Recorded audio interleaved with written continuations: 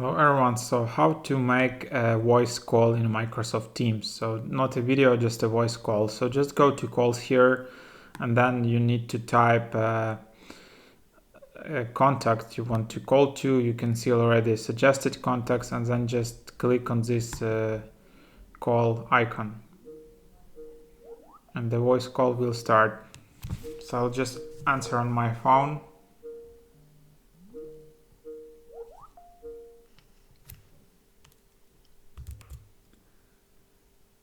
And there you have it. So this is how the voice call looks like. Yeah, you can mute yourself here. You can share your screen.